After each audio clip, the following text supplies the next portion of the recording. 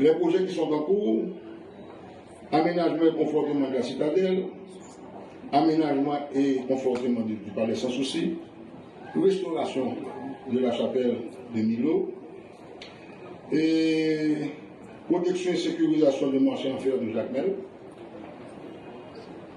faire de l'ancienne prison de Jacmel un centre culturel, faire de l'ancienne prison du Cap-Haïtien un centre culturel, restauration et confortement de la maison à ténor Firmin pour en faire un musée, adresser la question d'architecture vernaculaire des zones endommagées, protection et confortement de Fort des Oliviers et intervention sur les forts Jacques et Alexandre pour que l'Ouest ne soit pas défavorisé. Donc plusieurs contrats de restauration sont actuellement en cours et nous avons inscrit dans le budget de la République deuxième phase de projet qui est déjà commencée. Maintenant, le budget de la République sont lois. Et un ministre a le devoir et la responsabilité de faire exécuter la loi. Et les décisions politiques ne peuvent pas intervenir ni influencer déjà ce qui est dans la loi. Dans la loi du budget de la République, nos 100 millions de gouttes qui sont affectés en activité qui aurait les fêtes champêtres. Fêtes champêtres, c'est manifestation culturelle de population haïtienne à travers le territoire national et qui pas lié à aucun problème ou perception de difficultés. Ouais, bah ouais, Jacmel fait carnaval, quelle que soit la situation. Ouais, bah ouais, septentrional pour le jour, il a fait champêtre dans le nord. Ouais, bah ouais, Jérémy a fait activité. Donc l'État a signé 100 millions de gouttes pour ça. Ma même le dit nous aujourd'hui. Que nous avons affecté pour le nord 15 millions de gouttes. Le nord-est a à peu près 7 millions de gouttes. Le nord-ouest, malgré le fait que le petit malgré les activités, pour à peu près 5 millions de gouttes. Le centre, pour à peu près 5 millions de gouttes. L'Antibonite, aujourd'hui, nos situations extrêmement difficiles à cause des gangs. Mais ce qui est beaucoup plus grave, c'est que la première capitale de l'État haïtien a été attaquée. Le fort Innocent, qui est l'un des 7 forts construits par Dessalines pour protéger cette ville, a été agressé. Mais pas agressé par des forces politiques, il n'est pas même agressé par des forces mercantiles, il est agressé par des forces religieuses qui fait passer un message que force a un diable là-dedans. Donc cette attaque systématique sur la mémoire et sur l'identité nationale, il faut l'adresser. Nous avons 3 millions de gouttes qui affectés à l'Antibonite malgré la situation difficile. L'Ouest, il y a 10 millions de gouttes qui affectés à l'île, ni 3 millions de gouttes, Sud-Est, à peu près 4 millions de gouttes, le Sud, à peu près 8 millions de gouttes.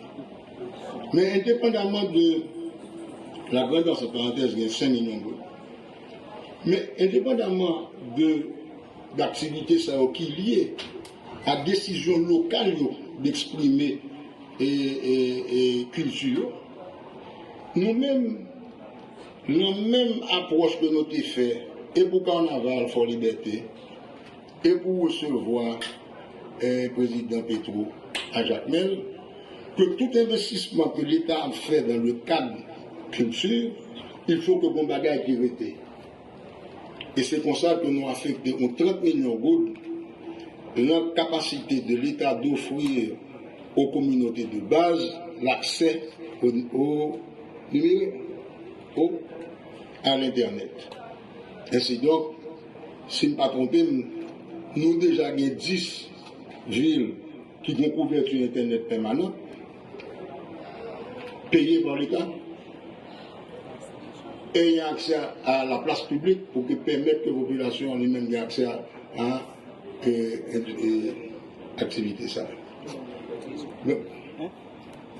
Comme secrétaire d'État parlait de fête champêtre, et dans le cadre de fête champêtre, une série d'activités qu'on a fait pour la population, nous établit un programme spécial pour la cérémonie du bois caïman.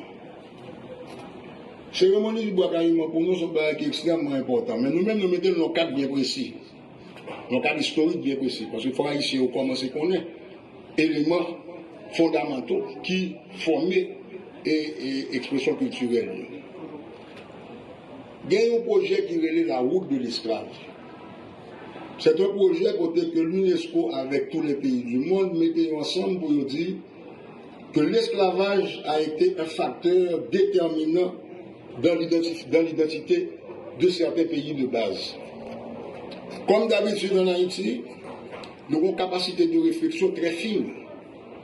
Et rapidement que le projet a commencé à lancer, commencé des discussions sur le fait que les Haïtiens n'ont pas jamais accepté l'état d'esclavage.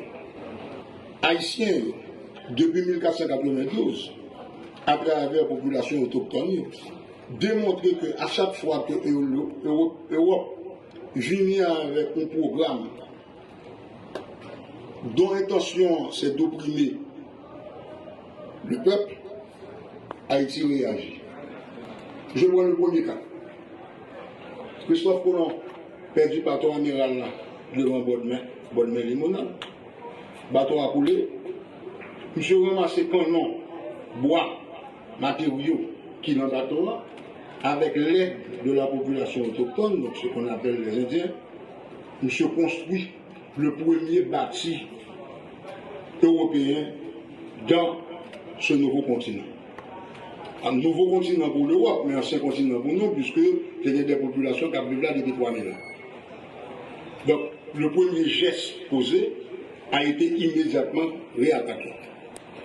Deuxième moment qui est symbolique de la résistance haïtienne a été le bois caïman, qu'on présente le plus souvent comme une cérémonie, mais qui de fait, c'était une réunion politique où les leaders naturels autochtones de plantation se sont retrouvés dans la zone pour déclarer que l'esclavage devait cesser et à partir de là, nous rentrons dans la guerre. Troisième élément fondamental qui pour nous est encore expression de cette attitude, c'est le fait que Dessalines, à partir de l'indépendance des pays, a décidé de construire une vingtaine de forts sur les montagnes les plus élevées de la République, parmi lesquelles la citadelle.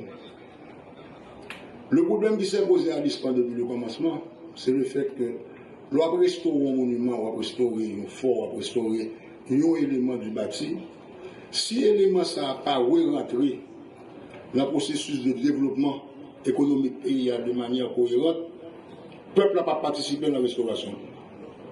Et c'est la raison pour laquelle nous sommes venus avec un concept depuis lors, que puisqu'on gagne à peu près une vingtaine de forts sur les montagnes les plus élevées de la République, et que nous n'avons pas comme ennemi potentiel le retour éventuel des Français, des Européens, des Anglais ou des Espagnols que nous sommes battus, mais que de vrais problèmes qu'on gagne sont problèmes de désastres naturels et de catastrophes naturelles. Or, sous-tête de ça, il faut exprimer de manière bien précise. Nous pour tout sécuriser, nous capacité de recevoir de l'eau, puisque c'est un réservoir, nous capacité de recevoir la population qui vit là-dedans, et unité, ça a été capable de retourner le programme de protection de la République contre cet ennemi qui est la déforestation, donc devenir des agents de réforestation. Ceci étant dit, voilà les programmes que nous autres, le ministère, avons préparés avec eux.